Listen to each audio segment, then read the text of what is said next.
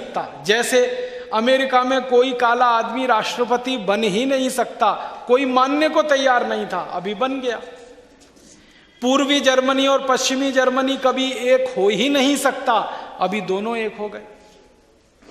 Soviet संघ जैसा देश जो महाराष्ट्र था, वो खंड खंड टूट ही नहीं सकता, टूट गया। अमेरिका जैसा देश जो दुनिया की सबसे बड़ी आर्थिक महाशक्ति था, दिवालिया हो नहीं सकता, हो गया। अमेरिका के बड़े बड़े bank, Lehman brothers, city Corp, ANZ, Grindlays, standard chartered, देखते देखते दिवालिया हो गए लोगों के सामने, जो कोई सोच नहीं सकता था। यूरोप कभी मंदी में आ ही नहीं सकता, आ गया। तो जब हम दुनिया में बहुत सारी असंभव कल्पनाएं करते हैं और वो हो जाती हैं, तो ये कल्पना भी आज असंभव लगती है, कल हो सकती है। बस महत्व की बात है कि करने वालों का संकल्प कितना बड़ा है। भारत स्वाभिमान अभियान इसी काम के लिए हमने शुरू किया है और हमारा सपना है कि 110 लाख करोड़ स्विस बैंकों से वापस आ जाए, 300 लाख करोड़ इंग्लैंड से वापस आ जाए, 410 लाख करोड़ की रकम इतनी बड़ी है कि इस रकम को हम हिंदुस्तान पे लुटा दें, एक एक हिंदुस्तानी को बांट दें, तो एक एक हिंदुस्तानी के पास कम से कम 4 से 5 करोड़ रुपए से ज्यादा आ जाएगा।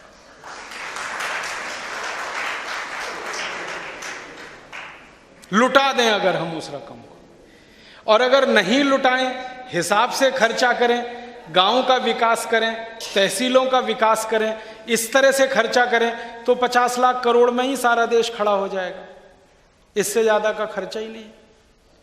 हर गांव में पीने का पानी हो, हर गांव में बिजली हो, 24 घंटे बिजली हो, हर गांव में स्कूल हो, हर गांव में हॉस्पिटल हो, हर गांव में डॉक्टर हो, हर गांव के गरीब से गरीब बच्चे को पढ़ाई की व्यवस्था हो, चिकित्सा स्वास्थ्य की व्यवस्था हो। अगर इस हिसाब से खर्चा करें तो मात्र 50 लाख करोड़ चाहिए, सारे गांव खड़े हो जाएंगे। और रकम तो इतनी बड़ी है हमारे पास। फिर क्या करेंगे? फिर बाकी पैसे का सोना खरीद लेंगे और रगड़ रगड़ के सड़कों पे बिछाएंगे, सब सड़कें सोने की बनाएंगे। भूतकाल में ये देश सोने की चिड़िया था, भविष्य में भी बनाएंगे, वर्तमान ठीक हो जाए तो ये करेंगे। दे दो भाई, कुछ नौकरी दे दो। आप ये कहेंगे ये शेख चिल्ली के सपने हैं, ये शेख चिल्ली के सपने नहीं है। मैं आपको विनम्रता पूर्वक ये कहना चाहता हूं कि हर हकीकत शुरू में एक सपना होती है। हर हकीकत शुरू में एक सपना होती है, और जब करने वाले लग जाते हैं तो वो हकीकत हो जाती है। आज से 150 पौने 200 साल पहले नाना साहब पेशवा ने जब सपना देखा कि मैं देश को आजादी दिलाकर रहूंगा, तब लोग उनसे कहते थे ये शेख चिल्ली के सपने क्यों देख रहे हो, क्योंकि आजादी के लिए कोई तैयार नहीं था।